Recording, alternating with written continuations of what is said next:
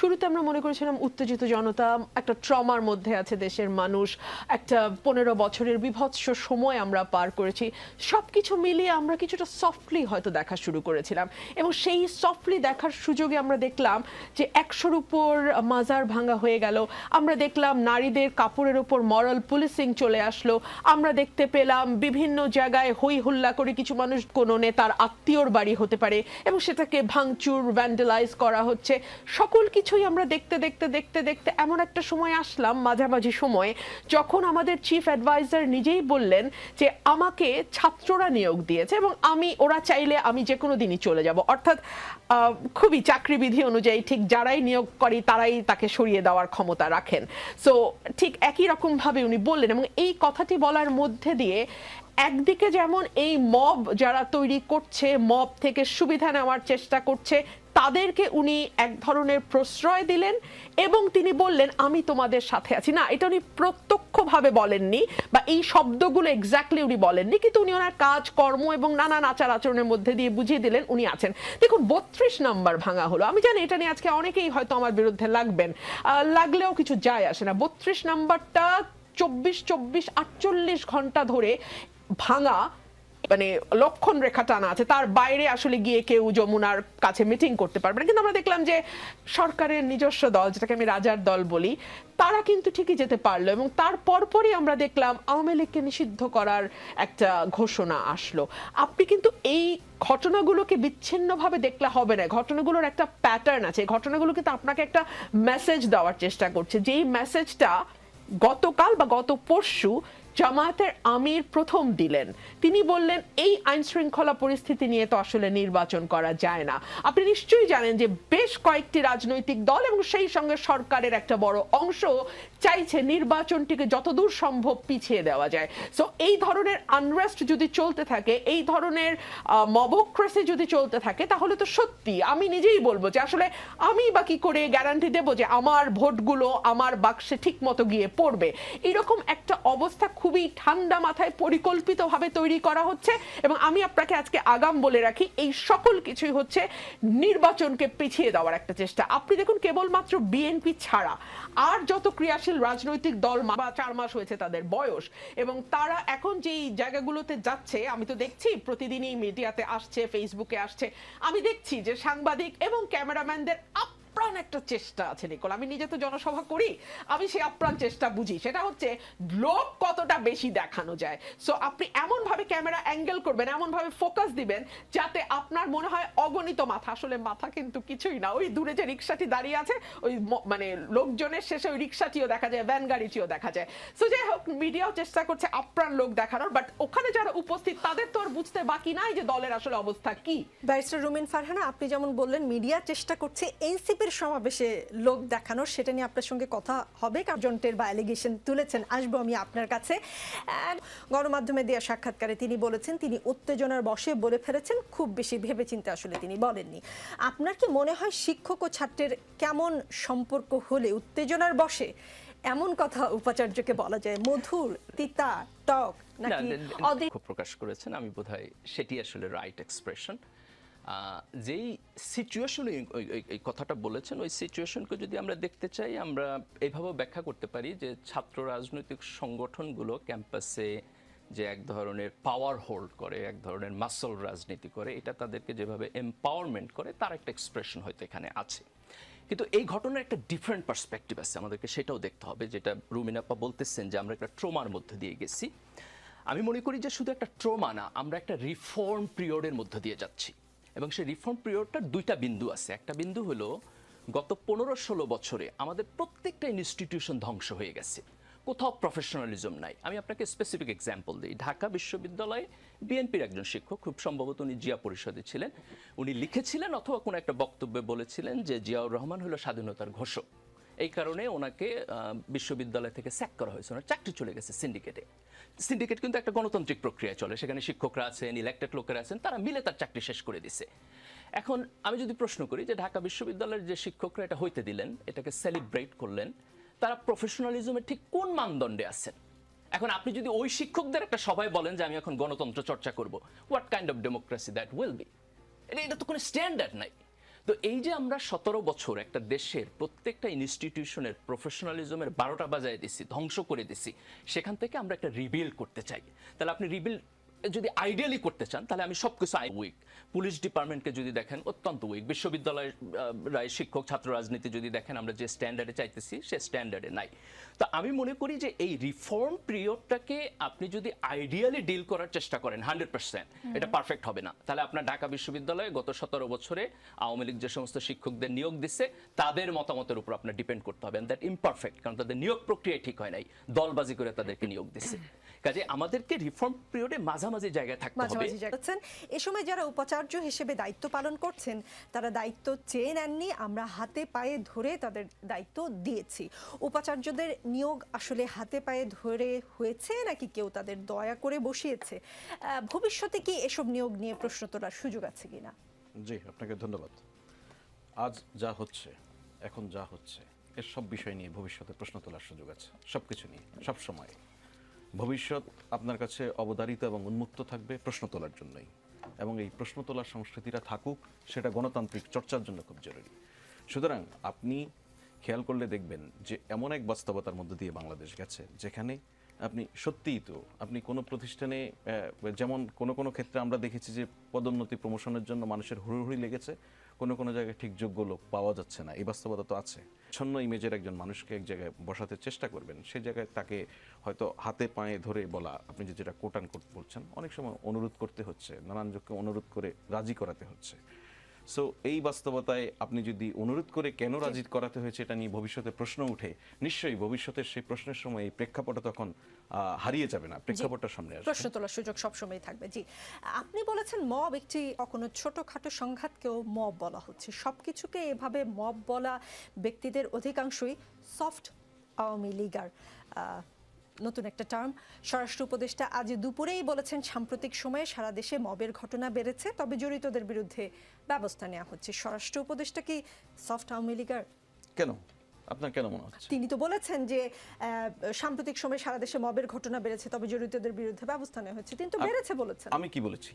আপনি বলেছেন যে মব কখনো প্রতিবাদকে মব বলা হচ্ছে, আবার কখনো ছোটখাটো সংঘাতকেও মব বলা হচ্ছে, সবকিছু এইভাবে মব বলা ব্যক্তিদের অধিকাংশই সফট আওয়ামী লীগার। অধিকাংশ, জি, অধিকাংশের মধ্যে স্বরাষ্ট্র উপদেষ্টা নেই। স্বরাষ্ট্র উনি তার উপদেষ্টা, দায়িত্বের জায়গা থেকে দায়িত্ব পালন করছেন। দেখুন, প্রথম কথা হচ্ছে আপনি যদি শুধুমাত্র আমার যেই বক্তব্যের প্রেক্ষিতে আপনি বললেন, আমার বক্তব্যের এই অংশটুকুকে নিয়ে যদি বলেন, আপনার কাছে মনে হবে আমি মবকে কোনো না কোনোভাবে জাস্টিফাই করার চেষ্টা করছি।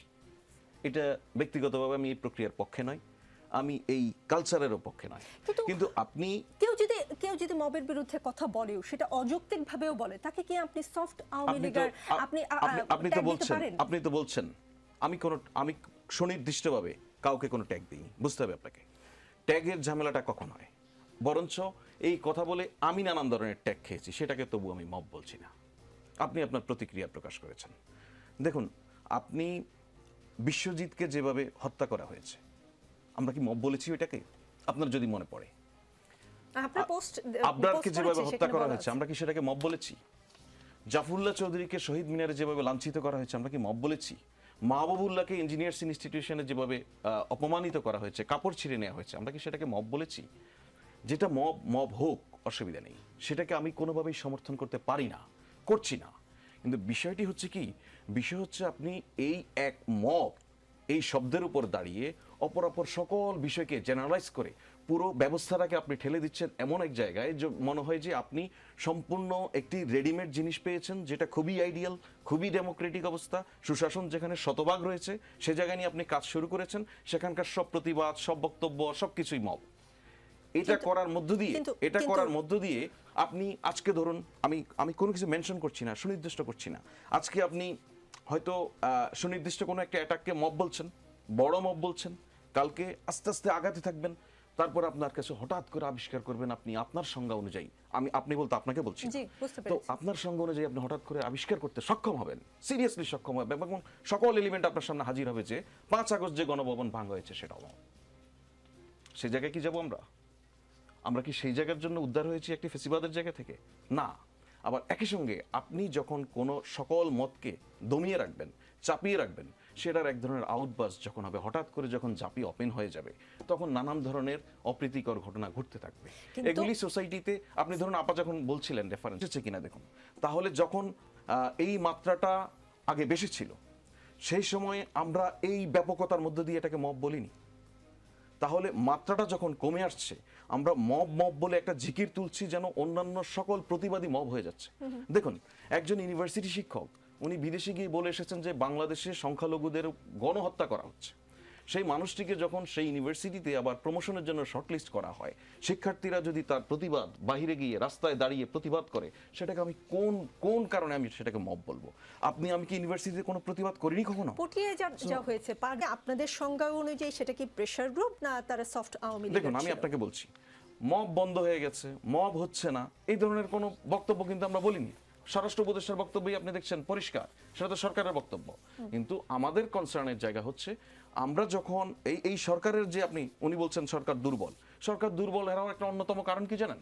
ইন্টেনশন ভালো, পারফরম্যান্স উইক। সেটা এখন সরকার দুর্বল হওয়ার একটা অন্যতম কারণ হচ্ছে 8 আগস্ট সরকার গঠন হওয়ার পর থেকে এই সরকার চেষ্টা করেছে সবকিছু একটি গণতান্ত্রিক প্রক্রিয়ার মধ্যে দিয়ে, আইডিয়াল প্রসেসের মধ্যে দিয়ে এগোবে। এই আইডিয়াল প্রসেসে এমন এক জায়গা থেকে এগোনো শুরু করেছে যেটা পরিবেশটা আমরা ওই অবস্থার জন্য প্রস্তুত ছিলাম না। দেখুন, আপনি গণমাধ্যম কর্মী, আপনি দেখুন কোন গণমাধ্যম স্বাধীনতার চূড়ান্ত ভোগ করতে গিয়ে কতটুকু স্বাধীনতার সেটারই লিমিট ক্রস করে যাচ্ছে। আপনি কে একজন ফেসবুকে কি লিখছে সেটা ফটোকাট করে ছড়িয়ে দিচ্ছে। সীমা থাকে নাকি? স্বাধীনতার সীমা থাকে, ডেফিনেটলি। বাংলাদেশের গণমাধ্যমের স্বাধীনতার সীমা আমার সংবিধান করে দিয়েছে। আপনি স্বাধীনতার সীমা থাকবে না এমন কোনো স্বাধীনতাই নেই। সুতরাং ওই জায়গা থেকে আপনি দেখতেন কিন্তু এই সরকারের উপর আপনি মব বলে চাপিয়ে দিচ্ছেন, বরঞ্চ এই মব বলে আপনি সরকারের বিরুদ্ধে এক ধরনের মব ক্রিয়েট করছেন। জি, আপনার পরেও ভোট কেন্দ্রে ভোটার হাজির করা যায় নাই, ভয় দেখানোও কিন্তু হয়েছিল। আর আপনারা বলছেন 200 টাকায় দেশের মানুষের ভোট বিক্রি করে। ভোটারদের অপমান করা হলো কিনা আক্তার হোসেন?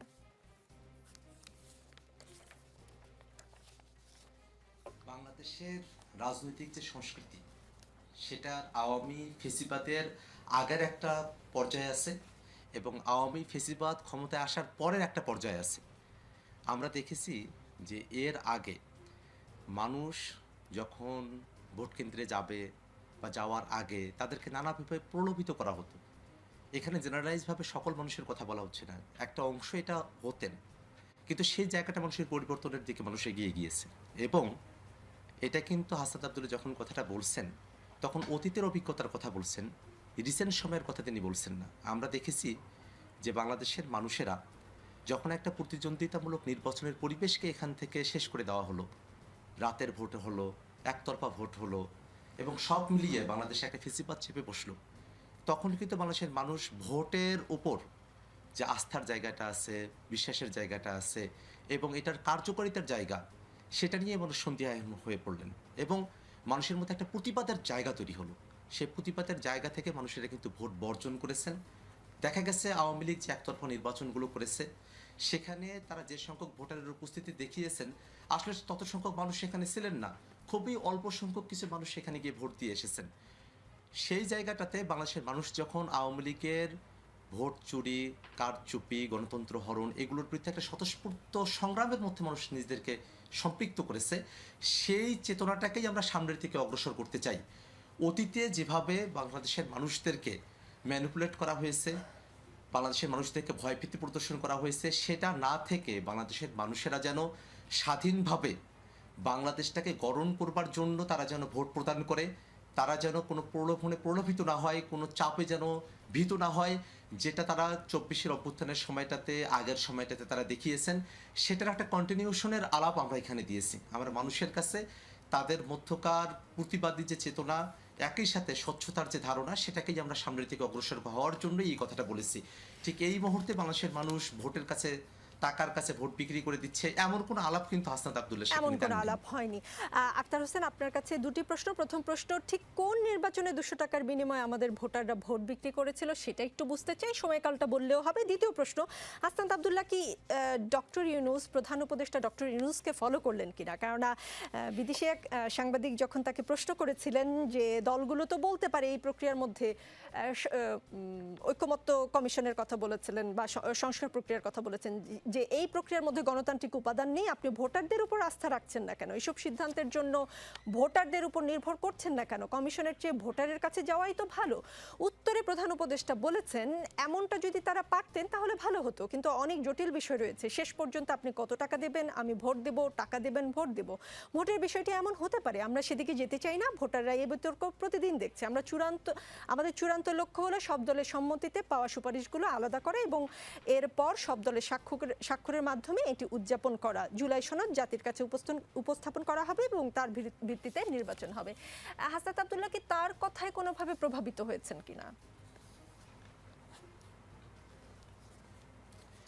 দেখুন, বাংলাদেশের যে প্রেক্ষাপট, সেখানে বাংলাদেশের মানুষেরা অনেক দারিদ্র্যের মধ্য দিয়ে তাদেরকে যেতে হয়েছে, অভাবের মধ্য দিয়ে তাদেরকে যেতে হয়েছে। ভোটের গুরুত্ব আসলে কি সেটা মানুষ খুব বেশি একটা তাদেরকে বুঝতে দেওয়া হয়নি, কারণ এখানে রাজনীতিকে পেশি শক্তির জায়গায়, অর্থের জায়গায় সীমাবদ্ধ করে ফেলা হয়েছিল। মানুষের ভোট সেটা যে একটা স্বাধীন চিন্তার বহিঃপ্রকাশ, সেই ধারণাটাই মানুষের সামনে উপস্থাপনের সুযোগটাকে হতে দেওয়া হয়নি একটা দীর্ঘ সময় পর্যন্ত। এবং এই কারণেই এই আশঙ্কাগুলোর জায়গা তৈরি হয়েছিল। সেই আশঙ্কাগুলোর জায়গা আপনি একেবারেই, এই আলাপটা যে বাংলাদেশের রাজনীতিতে হয় নাই অতীতে, সেটাকে আপনি একেবারেই না করে দিতে পারেন না। বরং এই আলাপটা অতীতে হয়েছে, সেই ভয়টা আমাদের মধ্যে আছে এবং সেই ভয়টাকে উতরে যাওয়ার মতো পরিস্থিতি বাংলাদেশে তৈরি হয়েছে। সেই জায়গা থেকেই বাংলাদেশের মানুষেরা, তারা যে সাহসিকতার জায়গা থেকে তারা জীবন দিয়েছেন, যারা রক্ত দিয়েছেন, তারাই 200 টাকার বিনিময়ে ভোট বিক্রি করে দিবেন, এটা এখন আমরা আর বিশ্বাস করি না। বরং আমরা বিশ্বাস করি বাংলাদেশের মানুষেরা তারা তাদের স্বাধীন স্বকীয় চিন্তা এবং স্বাধীন সত্তাকে ব্যবহার করেই তারা তাদের নিজেদের বিবেচনাকে প্রাধান্য দিয়েই তারা ভোট কেন্দ্রে যাবেন এবং ভোট প্রদান করবেন। সে জায়গায় প্রধান উপদেষ্টার যে কথা, সেই কথার দ্বারাই হাসনাত আব্দুল্লাহ প্রভাবিত হয়েছেন। বিষয়টা এমন নয়, বাংলাদেশের সামগ্রিক রাজনৈতিক অতীতের যে বাস্তবতা, সেই বাস্তবতাগুলো বিভিন্ন পত্রপত্রিকা, বিভিন্ন জায়গায় আপনারা এটা দেখে থাকবেন। সেই জায়গা থেকে এই প্রসঙ্গটা এসেছিল। এটাকে বর্তমানের বা ভবিষ্যতের বাংলাদেশের প্রতিচ্ছবি হিসেবে ধরে নেওয়ার কোনো কারণ নেই। জি, আক্তার হোসেন, আপনাদের যারা সমালোচনা করতো একসময় তাদের কাউকে কাউকে নিশ্চয়ই আপনিও বলতে শুনেছেন যে ঢাকায় বসে বা ঢাকা বিশ্ববিদ্যালয়ে বসে রাজনীতি আর প্রান্তে গিয়ে জনগণের লোকের রাজনীতি করা একদমই আলাদা। এখন আপনারা জুলাইয়ের শুরু থেকে দেশের প্রান্তে প্রান্তে যাওয়া শুরু করেছেন বা যাবেন, কেমন সাড়া পাচ্ছেন সেটা জানতে চাবো। আর রুমিন ফারহানা এই অনুষ্ঠানেই বলে ফেলেছেন যে মিডিয়া আসলে খুব ক্যামেরা দিয়ে কারসাজি করে আপনাদের সমাবেশে লোক দেখানোর চেষ্টা করছে, আসলে অত লোক আপনাদের সমাবেশে নেই। এই প্রশ্নের উত্তরটিও আপনার কাছে জানতে চাবো। জাতীয় নাগরিক পার্টির সদস্য সচিব আক্তার হোসেন আছেন। আক্তার হোসেন, বিরতির আগে আপনাকে একটি প্রশ্ন করেছিলাম, সাথে যুক্ত করে দিতে চাই। এনসিপির বিভিন্ন জেলা উপজেলা পর্যায়ে যেসব কমিটি দেওয়া হচ্ছে, সেখানে স্থানীয় আওয়ামী লীগের নেতাকর্মীদের পদায়ন করা হচ্ছে। এসব নিয়ে গণমাধ্যমে একাধিক খবর প্রকাশিত হয়েছে। আওয়ামী লীগ নেতাকর্মীদের পুনর্বাসন করার বিষয়ে কঠোর সমালোচনা করে নিজ দলেই আবার তাদের ঠাঁই দিচ্ছেন। দু একটি উদাহরণও বলতে চাই। সংবাদে এসেছে যে নাটোরের লালপুরে আওয়ামী লীগ ও জাতীয় পার্টির নেতাদের নিয়ে জাতীয় নাগরিক পার্টির উপজেলা সমন্বয় কমিটি গঠন করা হয়েছে। কমিটির প্রধান সমন্বয়কারী হিসেবে দায়িত্ব পেয়েছেন সাবেক কৃষক লীগ নেতা হুমায়ুন কবির ও যুগ্ম আহ্বায়ক হিসেবে দায়িত্ব পেয়েছেন গোপালপুর পৌর জাতীয় পার্টির সাবেক সাধারণ সম্পাদক রবিউল ইসলাম রান্টু। 18 জুন রাতে দলটির সদস্য সচিব আক্তার হোসেন মানে আপনি এবং উত্তরাঞ্চল মুখ্য সংগঠক সার্জিস আলম অনুমোদিত 24 জনের কমিটি বিশ্লেষণ করে এ তথ্য পাওয়া যায়। এরপর খবর আছে জামালপুরের বক্সিগঞ্জ উপজেলা জাতীয় নাগরিক পার্টির কমিটিতে আওয়ামী লীগ নেতাকে পদ দেওয়া হয়েছে। এরপর খবর আছে দিনাজপুরের চিরিরবন্দর উপজেলা জাতীয় নাগরিক পার্টি সমন্বয় কমিটিতে স্থান পেয়েছেন ওমর ফারুক চৌধুরী নামে এক যুবলীগ নেতা। কুষ্টিয়ার কুমারখালী উপজেলা শাখা জাতীয় নাগরিক পার্টি সমন্বয় কমিটিতে যুগ্ম সমন্বয়কারী পদ পেয়েছেন আসাদুজ্জামান আলী নামে নিষিদ্ধ সংগঠন ছাত্রলীগের এক সাবেক নেতা।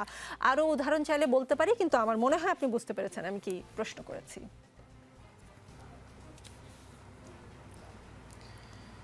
জাতীয় নাগরিক পার্টি এনসিপি সারা দেশব্যাপী দেশ করতে জুলাই পদযাত্রার কার্যক্রম শুরু করেছে। আমরা আজকে 6ষ্ঠ দিনে 13টি জেলায় আমাদের কর্মসূচি সমাপ্ত করেছি।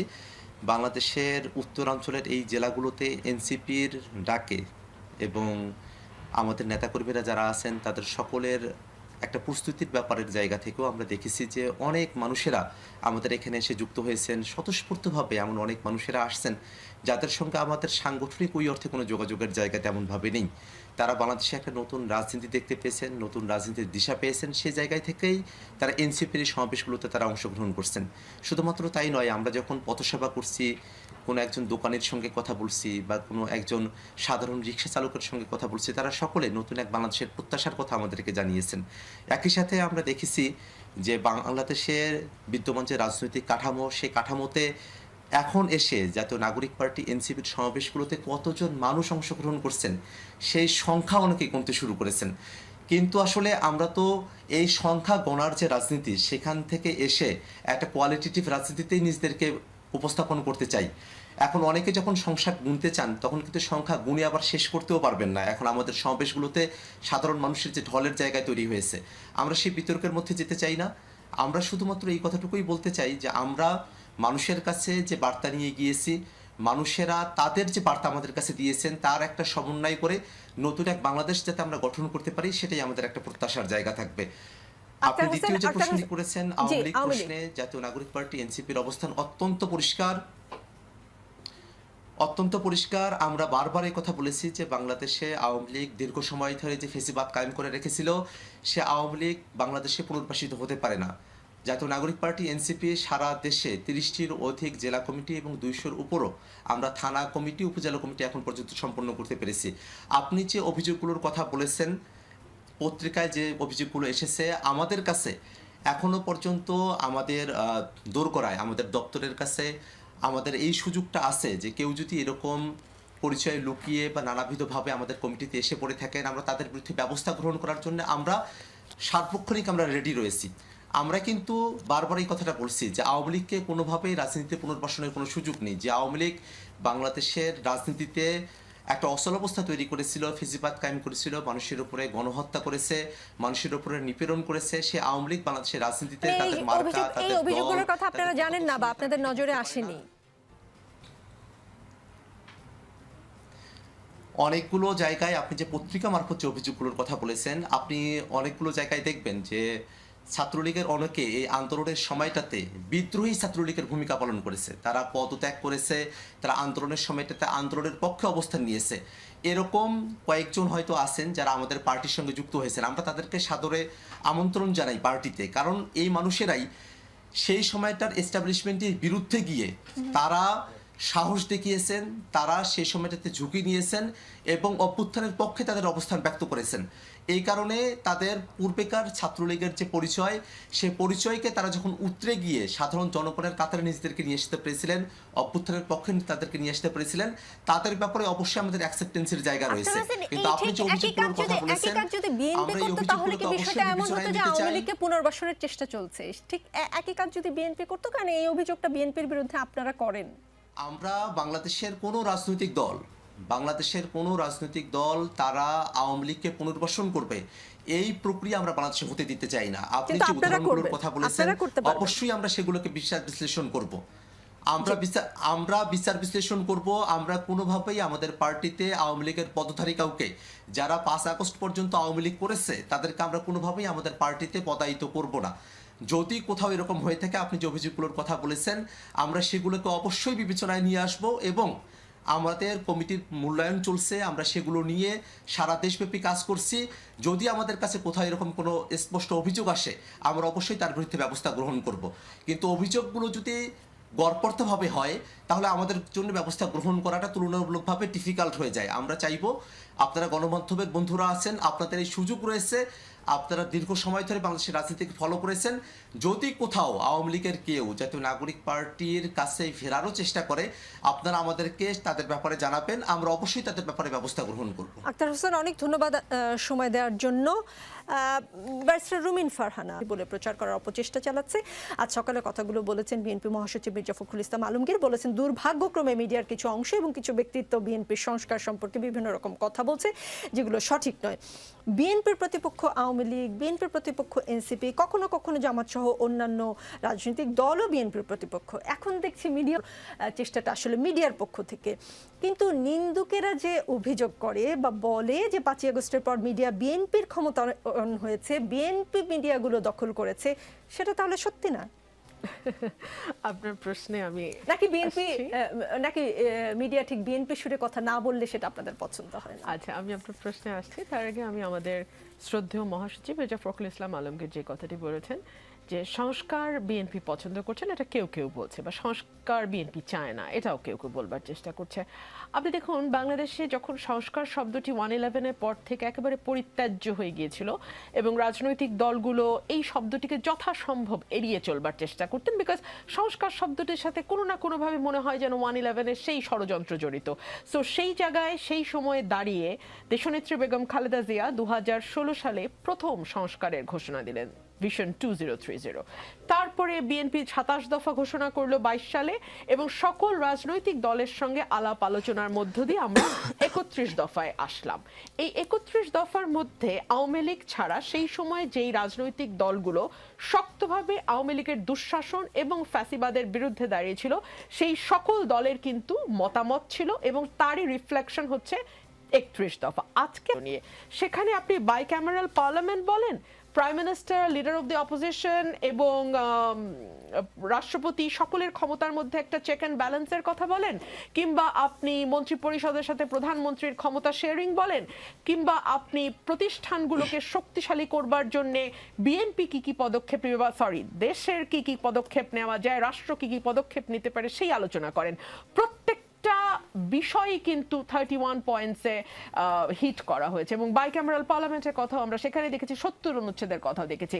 এরপরে যখন আমাদের এই 5ই অগস্টের গণ অভ্যুত্থানের পর আমরা একটার পর একটা কমিশন গঠন করলাম, আমরা একটা ঐক্যমত কমিশন তৈরি হলো, সেখানে গিয়ে আমরা দেখলাম প্রধানমন্ত্রী রাষ্ট্রপতি ক্ষমতার ভারসাম্য, কিংবা ধরুন 70 অনুচ্ছেদ, কিংবা রাষ্ট্রপতির নিয়োগ, কিংবা সংসদের উচ্চ কক্ষ এবং নিম্ন কক্ষ, কিংবা নারী আসন 50 থেকে বাড়িয়ে 100টি করা, প্রধান বিরোধী দল থেকে ডেপুটি স্পিকার নিয়োগ দেওয়া, 4টি প্রধান, প্রথম আলোতে একটা রিপোর্ট এসেছে যেখানে বলা হয়েছে দুদক, প্রশাসন এবং আইন শৃঙ্খলা রক্ষাকারী বাহিনীর কতগুলো সংস্কার প্রস্তাব হয়েছে, তার কতগুলোতে বিএনপি একমত হয়েছে। সেটা জনাব সালাউদ্দিন আহমেদ, বিএনপির স্ট্যান্ডিং কমিটির সদস্য, তিনি একদম পরিষ্কার করে দিয়েছেন। সো বিএনপি সংস্কার চায় না কথাটি বিরোধিতার খাতিরে বিরোধিতা করাই যায়। এটা মিডিয়া বলছে কেন বলেছেন? আমার প্রশ্নটা ওই জায়গায় ছিল। এই সকল কথাই মোটামুটি অনেকেই জানে, মিডিয়া কেন অপপ্রচার করছে বা মিডিয়া ষড়যন্ত্রের অংশীদার, সেই বিষয়টা পরিষ্কার হতে চাচ্ছিলাম। যে না, দেখুন, বাংলাদেশে মিডিয়ার কিছু অংশ এবং কিছু ব্যক্তি, দেখুন বাংলাদেশে মিডিয়ার স্বাধীনতা কতটুকু সেটা যদি আমরা যে আন্তর্জাতিক র্যাঙ্কিং গুলো আসে সেগুলোর দিকে তাকালেই খুব পরিষ্কার হয়ে যায়। গত 15 বছর মিডিয়াকে কিভাবে ব্যবহার করা হয়েছে যাতে ক্ষমতাটাকে টিকিয়ে রাখা যায়। মানে আমরা তো প্রশাসনের ক্ষমতা দেখেছি, পুলিশের ক্ষমতা দেখেছি, আমরা একই সঙ্গে বিচার বিভাগেরও রাজনীতিকরণ দেখেছি, কিন্তু সেই সঙ্গে মিডিয়াটাও কি খুব স্বাধীনভাবে চলতে পেরেছে? একেবারেই না। যদি চলতে পারতো তাহলে আমরা প্রথম আলো বা ডেইলি স্টারের সম্পাদককে বলতে শুনতাম না যে যা লিখতে চাই তা লিখতে পারি না, যা বলতে চাই তা বলতে পারি না। কিংবা ধরুন আমরা ডিজিটাল সিকিউরিটি অ্যাক্টে যখন একটার পর একটা সাংবাদিকের বিরুদ্ধে মামলা হয়েছে সেগুলো আমরা দেখেছি, রিপোর্টার্স উইদাউট বর্ডার্স এর র্যাঙ্কিং আমরা জানি। সো সেই সকল জায়গা থেকে যদি আপনি দেখেন বিএনপি মিডিয়া এই 9 মাসে হঠাৎ করেই একদম স্বাধীন হয়ে যেতে পারবে এটাই বা ভাবছেন কেন? উনি বলছিলেন যে আচ্ছা এই সরকারের কি কোথাও কোনো ভুল নাই, মানে আমরা কেন কেউ লিখছি না বা বলছি না, এই সরকারের ভুল কি কোথাও হচ্ছে না? এখন এই তার মানে এখনো মিডিয়া নিয়ন্ত্রিত এবং সে মিডিয়া বিএনপির বিরুদ্ধে ষড়যন্ত্রে অংশগ্রহণ না, করেছে। বলি যে আমরা সকলেই রাজার দল চিনি এবং রাজার দলের পরেও তো সেকেন্ড আরেকটা দল থাকে যেটা রাজার হয়তো পরবর্তীতে আরেকটু পছন্দের, মানে প্রথম রাজার দল যেটা সেটা তো রাজারই দল, তারপরের যে দল সেটাও রাজার খুব অপছন্দের দল নয়। সেগুলোর ব্যাপারে মিডিয়ার কিছু সফট কর্নার থাকবে। মিডিয়ার স্পষ্টভাবে বলেছেন যে রোজার আগে নির্বাচন হলে ভালো হয়, যেখানে ডক্টর ইউনূসের একটা ডেডলাইন ছিল জুন পর্যন্ত, তো উনি সেখানে রোজার আগে নির্বাচনের কথা বলছেন। তো আমার বোধহয় যে বর্তমান যে অন্তর্বর্তী সরকার, উনি কিন্তু এটা বলেছেন। আমি আরেকটু বলি, প্রশ্নের সাথে অ্যাড করি, উনি যেটা লালমনিরহাটের পাটগ্রামে শুক্রবারে যেটা বলেছেন, লালমনিরহাটের পাটগ্রামে থানায় হামলা চালিয়ে 2 আসামি ছিনিয়ে নেওয়ার ঘটনা উল্লেখ করে তিনি শুক্রবারে বলেছেন যে এই পরিস্থিতিতে নির্বাচন কিসের, কি নির্বাচন হবে। তারপরে শনিবার যেটা বলেছেন, সংস্কার ছাড়া যেন তেন নির্বাচন করা যাবে না। আবার ফেব্রুয়ারিতে নির্বাচন নিয়ে বাংলাদেশে জামায়াতে ইসলামের কোনো আপত্তি নেই। আজকে বিকেলে বলেছেন জামাতের নায়েবে আমির সৈয়দ আব্দুল্লাহ মোহাম্মদ তাহের। আসলে জামায়াতে ইসলামী নির্বাচন কি ফেব্রুয়ারিতে চায়, নাকি সংস্কার শেষ করে 5 বছর পরে নির্বাচন? তাহলে দেখেন এখানে দুইটা জিনিস হয়েছে। প্রথম হলো যে সরকার যখন আসছে তারা খুব স্পষ্টভাবে বলছে যে জুনের পরে তারা থাকবে না, এবং জুন হচ্ছে তাদের ডেডলাইন। এর আগে আপনার ডিসেম্বর বলছে, ডিসেম্বর থেকে জুন এই পর্যন্ত ডেডলাইন। তো এই কথাই কিন্তু সরকার খুব স্ট্রেট ফরওয়ার্ড, এবং সেখানে ক্লিয়ারলি সে পজিশন আছে। আপনি জামাতকে যদি দেখেন, তারা সরকারের পজিশন তখন ডিনাই করে নাই, তাদের জুন পর্যন্তই ডেডলাইন ছিল। মাঝখানে তারা একটা সময় বলছে যে এটা যদি রোজার আগে হয় তাহলে ভালো হয়, কারণ রোজার সময় আপনি গেলে প্রায় জুন ক্রস করে যাবেন, গরম আসবে, বৃষ্টি আসবে। So they have a position যে আমি ফেব্রুয়ারিতে নির্বাচন চাই। এখন প্রশ্ন হলো, আপনি যখন ফেব্রুয়ারিতে নির্বাচন চান, তার আগে কি আমাদের কোনো কাজ নাই? ধরেন আমি নাগরিক হিসাবে যদি মনে করি যে ওকে আমি ডেমোক্রেসিতে যাইতে চাই, গত 16 বছর গণতন্ত্র ছিল না, আমি একটা গণতন্ত্রে যাইতে চাই, তাহলে গণতন্ত্রে যাইতে হলে কি করতে হবে? নির্বাচন আমাকে দিতেই হবে। আপনি তো নির্বাচন ছাড়া গণতন্ত্রে যাইতে পারবেন না, কোনো ওয়ে নাই। কিন্তু আমি যদি নির্বাচনে যাইতে চাই, তার আগে আমার কাজ কি? আমার কাজ হলো এই 16 বছরে যে ইনস্টিটিউশনগুলো ভেঙে পড়ছে সেগুলো আমাকে একটু দাঁড়া করাইতে হবে। আমার প্রধান নির্বাচন কমিশনার আগে যারা ছিল তারা করতে পারবে না, তাহলে নতুন নির্বাচন কমিশনার দিতে হবে। আমার কনস্টিটিউশন নিয়ে প্রশ্ন উঠছে, তাই না? 72 কনস্টিটিউশন নিয়ে অনেকে আপত্তি করতেছেন। প্রশ্ন উঠছে, এই যে 16-17 বছরে একটা ফ্যাসিস্ট সরকার ডেভেলপ করতে পারলো, তাহলে কি আমাদের কোনো কনস্টিটিউশনাল প্রবলেম আছে যেটার মধ্য দিয়ে তারা তৈরি হয়েছে? আমরা কি এটাকে কোনো প্রকার চেক না করে আবার একই সিস্টেমের মধ্যে যাব? না, লেটস গিভ আ পজ। খুব লম্বা পজ দেওয়ার দরকার নেই। আমরা তো ধরেন যে নর্মাল যদি আপনি তত্ত্বাবধায়ক সরকারে যান, কতদিন হয়? 90 দিন। তাহলে ইউনূস সরকার আসার পর কেন আমরা সবাই বললাম না যে আমি ইলেকশন 90 দিনেই চাই? কারণ আমরা সবাই জানি সিস্টেম ফ্রেজাইল। এই সিস্টেমের মধ্যে আপনি না। এখন আমাদের চোখ কোথায় যাবে? আমাদের চোখ যাবে যে প্রি রিকোয়ারমেন্ট, যে ইলেকশনের জন্য কি কি প্রয়োজন। তাহলে আমার ইলেকশনের জন্য তত্ত্বাবধায়ক সরকার ব্যবস্থা ফিরে আনতে হবে। আমার ইলেকশনের জন্য কনস্টিটিউশনের কিছুটা পরিবর্তনের কথা আমরা আলাপ আলোচনা করব। আমার আইন শৃঙ্খলা পরিস্থিতি স্বাভাবিক হইতে হবে, লেভেল প্লেইং ফিল্ড থাকতে হবে, তাই না? এই সব কিছু ঠিক করার পরে আপনি নির্বাচনে যাবেন। তাহলে আমরা দুইটা জিনিস খুব স্পষ্টভাবে চাই। আমি মনে করি আমি নির্বাচনে যাব। এবং সেকেন্ড, আমরা ধরে ধরে একটা প্রি রিকোয়ারমেন্ট ঠিক করব যে মিনিমাম কতটুকু হইলে পরে আমি যদি নির্বাচনে যাই তাহলে একটা ভালো গণতন্ত্রে যাইতে পারবো। সেই প্রি রিকোয়ারমেন্টের দিকে আমাদের চোখ দিতে হবে। কাজে এই জায়গায় আমি শেষ করতেছি, নির্বাচন, সংস্কার, আইন শৃঙ্খলা পরিস্থিতির উন্নয়ন, এর একটাও আরেকটার সাথে কনফ্লিক্ট করে না, মিউচুয়ালি এক্সক্লুসিভ না, এর প্রত্যেকটাই আমাদের প্রয়োজন। জি, পেছানোর ষড়যন্ত্র হচ্ছে যখন জামায়াতের আমির বলেন যে এই আইন শৃঙ্খলা নিয়ে তো নির্বাচন করা যায় না। কেউ কেউ বলে যে সরকারের ভেতরে কেউ কেউ ক্ষমতা ধরে রাখার ষড়যন্ত্র করছে। আর বাংলাদেশ জামায়াতে ইসলামীর আমির শফিকুর রহমান বলেছেন যে আগামী নির্বাচন সামনে রেখে আমরা বহু ধরনের ষড়যন্ত্রের কথা শুনতে পাচ্ছি, বহু ধরনের কথা ময়দানে শুনতে পাচ্ছি, বহু ধরনের ইঞ্জিনিয়ারিং এর আলামত বুঝতে পাচ্ছি। দেশে কি কেবল ষড়যন্ত্রই হচ্ছে? বছরের ফ্যাসিবাদের পরে একটা সময় আসলাম যে আমি জাতিকে রিবিল্ড করতে পারি। রাজনৈতিক দলগুলোর প্রায়োরিটি হওয়া উচিত এই রিবিল্ড প্রসেসটা, রিফরমেশন প্রসেসটা। এখন আপনি সেই প্রসেসের মধ্য দিয়ে না হাইটাই চিন্তা করতেছেন যে ইলেকশনটা তাড়াতাড়ি হইব কিনা, না হইলে হইব কিনা, হইলে কে জিতবো, আমারে করতে দিব কিনা, অমুকে আসতেছে কিনা। আমার মনে হয় যে রুবিন আপা বলতেছিল না যে ট্রমা, এগুলো হচ্ছে এক ধরনের ট্রমাটিক বিহেভিয়ার। আমার বোধ হয় যে 1/11-এর যে ট্রমা, যে একটা সিভিল সোসাইটি মিলিটারি ব্যাকড হয়ে আসছে এবং তারা একটা অগণতান্ত্রিক সরকার কন্টিনিউ করতে চাচ্ছে, আমরা এখন যেখানেই গণতান্ত্রিক প্রক্রিয়া ছেদ দেখি, আমার কাছে মনে হয় যে বিএনপি মনে করে এই বুঝে আর একটা 1/11 হলো। দেখেন, বিএনপি একটা বড় রাজনৈতিক দল, তাদের এখন সুযোগ ছিল জাতির গার্ডিয়ান হিসাবে ভূমিকা পালন করার। তারা সেই ভূমিকা পালন না করে তারা এখন কিছুদিন পর পর বলতেছে এই বুঝি এনসিপিতে লোক হইলো না, এই বুঝি নির্বাচন হইলো না, এই বুঝি ডক্টর ইউনূস প্রবলেম করতেছে, এই বুঝি জামাত ইসলাম প্রবলেম করতেছে। তারা তো লার্জেস্ট পলিটিক্যাল পার্টি, 91-এ তারা ইলেকশনে জিতছে, 2001-এ তারা ইলেকশনে জিতছে, তাদের বাংলাদেশে এত ভোট, তো তাদের নির্বাচনে এত টেনশন করার কি দরকার? তাদেরকে বাদ দিয়ে বাংলাদেশে কে নির্বাচন করবে? তাদেরকে বাদ দিয়ে বাংলাদেশে রাজনীতি হবে? দেখেন, 31 দফা বিএনপির একটা ওয়ান্ডারফুল কাজ, এক্সট্রাঅর্ডিনারি কাজ তারা করছে। সেই 31 দফায় তারা স্পষ্টভাবে বলছে যে বাংলাদেশে সোশ্যাল কন্ট্রাক্ট ভাঙা পড়ছে। এই দেশের মানুষ যে নর্মের উপরে রাজনীতি করতো, আওয়ামী লীগের কারণে সে নর্ম ভাঙা পড়ছে। আমাদের সোশ্যাল কন্ট্রাক্ট রিবিল্ড করতে হবে। আপনার 31 দফায় স্পষ্টভাবে আছে। রিবিল্ড আপনি কিভাবে করবেন? আমার সাথে আপনার কথা বলতে হবে না, আপনার সাথে আমার কথা বলতে হবে না, বিএনপির সাথে জামাতের কথা বলতে হবে না, বিএনপির সাথে এনসিপির কথা বলতে হবে না। আপনি আলাপ আলোচনা না করলে কিভাবে রিবিল্ড করবেন? তা আপনি কখন আলোচনা করবেন? নির্বাচনের পরে? আগে না কেন? ডক্টর ইউনূস আলোচনা করতেছে, হোয়াই নট বিএনপি? আগে বিএনপি বড় আলোচনা পরে রাজনৈতিক দল, নির্বাচন। তারা জি। কেন এই আলোচনা? আপনারা সবাই জানেন কে অপহরণ করেছে। এখন শুনি তিনি জামায়াতের নেতা। জামায়াত কি জিনিস আপনারা একটু চিনে রাখেন। জামায়াত কি জিনিস তা তো আপনাদের চেয়ে বেশি কারো চেনার কথা না, কারণ আপনারা দীর্ঘদিন রাজনৈতিক মিত্র ছিলেন, একসাথে সরকার পরিচালনা করেছেন। এমন একটি দলের সাথে বিএনপি জোট করেছিল কিভাবে? ভারত তো দ্রুত নির্বাচন চায়, যেমনটা আপনারাও চান। ভারত এই সরকারকে অনির্বাচিত বলে, যেমনটা আপনারা বলেন। জামায়াত সংস্কার চায়, কিন্তু ভারত তেমনটা চায় বলে আমরা দেখিনি। জামায়াত যদি ভারতের দালাল হয়, তাহলে এতদিন আপনারা ভারতের দালাল দলের সাথে জোটে ছিলেন এবং সরকার পরিচালনা করেছেন, তাদের মন্ত্রী বানিয়েছিলেন। তাই দেখুন, রাজনীতিতে জোট হয় নির্বাচনকে কেন্দ্র করে, রাজনীতিতে জোট হয় আন্দোলনকে কেন্দ্র করে। আমরা অতীতে জামায়াতের সঙ্গে আওয়ামী লীগের যেমন জোট দেখেছি, আমরা 86 নির্বাচনে যেমন এরশাদকে বৈধতা দিতে দেখেছি জামায়াত এবং আওয়ামী লীগ মিলে, আমরা আবার তত্ত্বাবধায়ক সরকারের দাবিতে জামায়াতকে মাঠেও দেখেছি আওয়ামী লীগের সঙ্গে বিএনপির বিরুদ্ধে। পরবর্তীতে যখন চার দলের যে জোট হলো, সেই জোটের পরে বিএনপি 2001 সালে ল্যান্ডস্লাইড ভিক্টরি পেল, আসলো ক্ষমতায়। তখন থেকে জামাত আর বিএনপি রাজনৈতিকভাবে জোট করেছে। ছিল যুগপৎ আন্দোলন, হ্যাঁ, জোট যুগপৎ ছিল না। আন্দোলন, জোট দেখুন, যার নাম খই ভাজা তার নামে মুড়ি। হ্যাঁ, so আপনি থেকে খই যে আর মুড়ি নামে- মনে হয় এক না। যে জি, নাম- বেশ চাল কিছু ভাজা তার ধারণা নামে বেশ মুড়ি, বলুন। সরি, যার নাম চাল ভাজা তার নামে মুড়ি। হ্যাঁ, সো আপনি থেকে যেই নামে ডাকেন, মুড়ি বলেন বা চাল ভাজা বলেন, মোটামুটি একই বিষয়টা।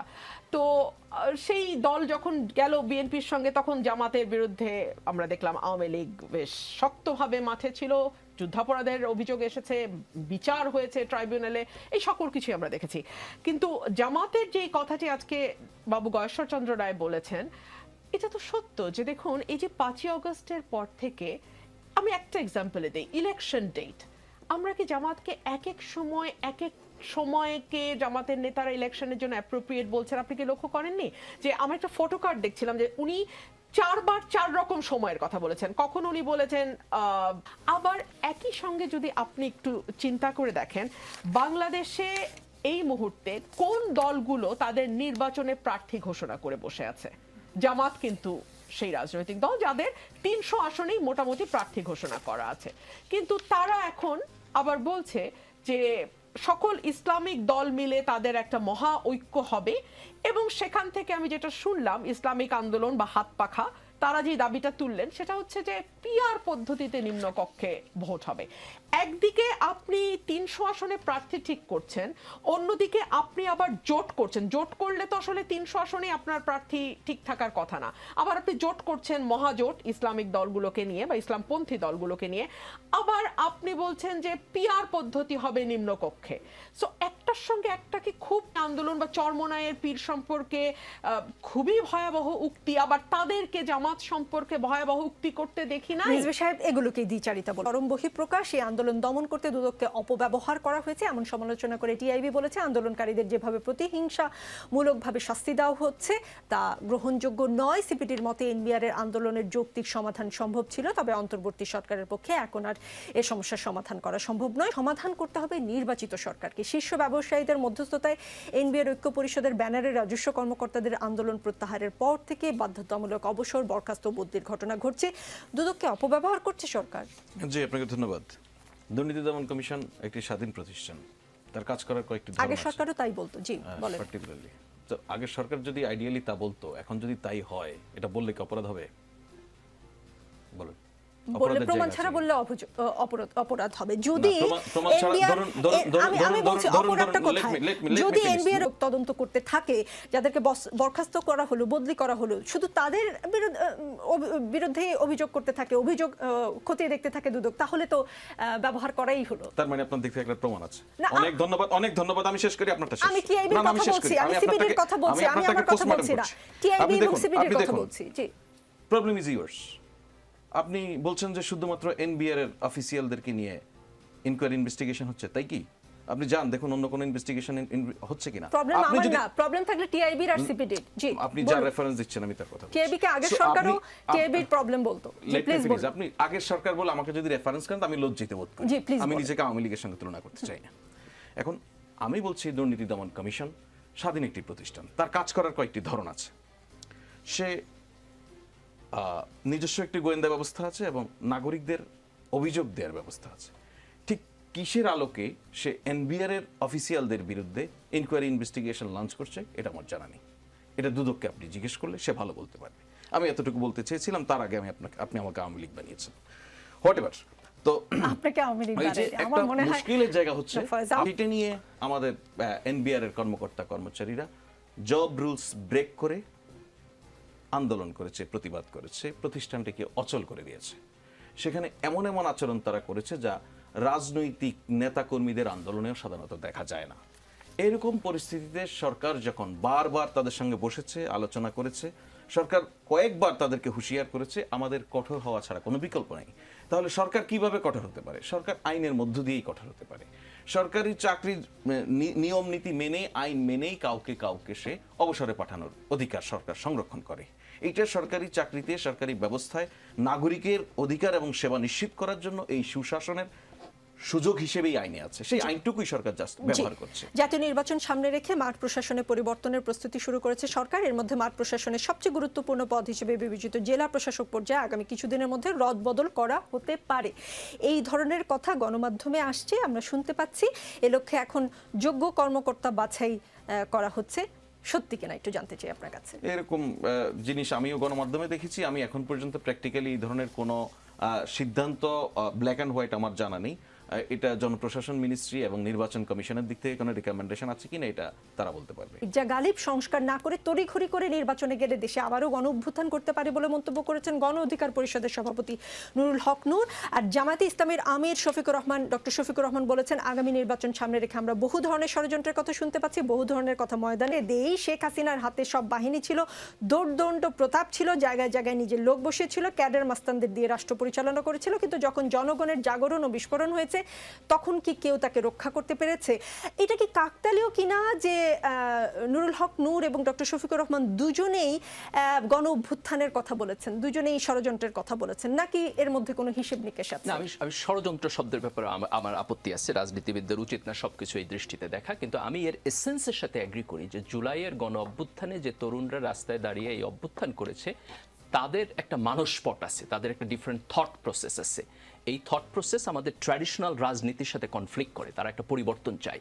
আমাদের যারা ভেটারান পলিটিশিয়ান তারা যদি এই পরিবর্তনের আকাঙ্ক্ষাকে না বুঝেন এবং আত্মস্থ করতে না পারেন তাহলে আওয়ামী লীগের মতো পরের পলিটিক্যাল পার্টিগুলোকেও প্রাইস পে করতে হবে। অনেক চেয়ারম্যান আহমেদ আজম খান বলেছেন দলীয় নেতাকর্মীদের বিরুদ্ধে চাঁদাবাজি ও দখলবাজি করার অভিযোগ প্রমাণিত হলে শুধু দল থেকে বহিষ্কার নয়, ধরে তাকে পুলিশে দেয়া হবে। যখনই প্রশ্ন করা হয় আপনাদের দলের নেতাদের যে বিএনপি সারা দেশে যেসব চাঁদাবাজি দখলদারি করছে তার বিরুদ্ধে বিএনপি কি করছে, আপনারা বলে থাকেন যে বহিষ্কার করছে, এখন বললেন পুলিশে দেব। কিন্তু গত বছরে 21শে আগস্ট ফরিদপুরের নগরকান্দায় বিএনপির দুই পক্ষের সংঘর্ষে একজনের মৃত্যুর ঘটনায় বিএনপির কেন্দ্রীয় নেতা সাংগঠনিক সম্পাদক শামা ওবায়েদ ও কৃষক দলের কেন্দ্রীয় সাধারণ সম্পাদক শহীদুল ইসলাম বাবুলের সদস্যপদ স্থগিত করা হয়েছিল। 10 নভেম্বর তাদের সদস্যপদ স্থগিতাদেশ প্রত্যাহার করা হয়েছে। চাঁদাবাজি ও দলীয় শৃঙ্খলা ভঙ্গের অভিযোগে ঢাকা মহানগর দক্ষিণ নিউ মার্কেট থানা বিএনপির সাবেক সাধারণ সম্পাদক হাজী জাহাঙ্গীর, একই অভিযোগেও ঢাকা মহানগর উত্তরের পল্লবী থানার 2 নম্বর ওয়ার্ড বিএনপির সভাপতি এস এম গোলাম মোস্তফা মাস্টারকে দলীয় সদস্য সহ সব পদ থেকে বহিষ্কার করা হয়। কিন্তু 1 মাস পর 17 এপ্রিল তাদের আবেদনের প্রেক্ষিতে দুজনেরই বহিষ্কারাদেশ প্রত্যাহার করা হয়। আপনারা কি বহিষ্কারটা করেন যে ক্ষণিকের জন্য পরিস্থিতি সামাল দিয়ে তাদেরকে আবার দলে ফিরিয়ে আনার জন্য? না না নিকোল, একদমই না। যে কটা ঘটনা ঘটেছে তার চেয়ে বহিষ্কারের সংখ্যা আরো 1000 গুণ বেশি। আমাদের 3000 থেকে 4000 নেতাকর্মীকে ইতিমধ্যে বহিষ্কার করা হয়েছে। আর এই যে আহমেদ আজম ভাই যে কথাটা বলেছেন, আপনি আজকে বললেন যে তাদেরকে আইনের আওতায় আনবার ব্যাপারে, এই কথা কিন্তু বিএনপির ভারপ্রাপ্ত চেয়ারম্যান জনাব তারেক রহমান অনেক আগে বলেছেন, অনেক আগে। এবং তিনি ইন্টারেস্টিংলি ব্রাহ্মণবাড়িয়া জেলার সভাতে এই কথাটি বলেছিলেন। সেই সভায় আমি ব্রাহ্মণবাড়িয়ার সদস্য হিসেবে সেখানে উপস্থিত ছিলাম এবং সেখানে তিনি বলেছিলেন যে এই মুহূর্তে আমরা ক্ষমতায় নাই, তবে ইনশাল্লাহ মানুষ যদি আমাদেরকে ভোট দেয় আমরা ক্ষমতায় আসব। আপনারা খুব স্পষ্টভাবে শুনে রাখেন, আমাদের ইউনিয়ন পর্যন্ত কর্মীরা উপস্থিত ছিল, আপনারা খুব স্পষ্টভাবে শুনে রাখেন জনাব তারেক রহমান বলছেন এই কথাটি যে আমরা যদি জনগণের ভোটে ক্ষমতায় আসি আপনাদের কিন্তু এখনকার অপকর্মের জন্য এসে আমরা আবার মামলা দেব।